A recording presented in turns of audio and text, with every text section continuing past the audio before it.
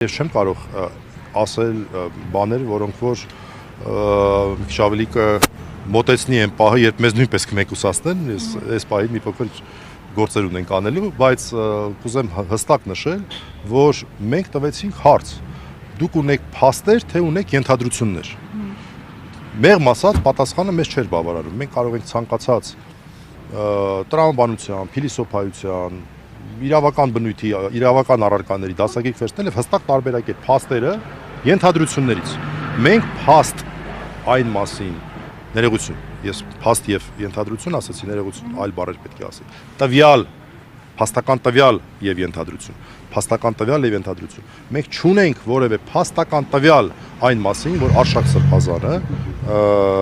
որևէ գործողություն է արել թմրանյութի հետ։ Չունենք որևէ փաստական տվյալ։ Սա ես պնդում եմ ամենապատասխանատու ձևով։ Մենք ունենք ենթադրություն, որը ինչ որ այլ փաստական տվյալների վրա է հիմնվում, որը մեր պատկերացմամբ բացարձակապես չի բխում այդ հետևությունը։ Մենք ունենք ենթադրություն, այլ ոչ փաստական տվյալ։ Եվ մենք այդ հարցը շատ ուղիղ ենք տվել եւ քննիչների պատասխանը մեղմ ասած մեզ չի բավարարում։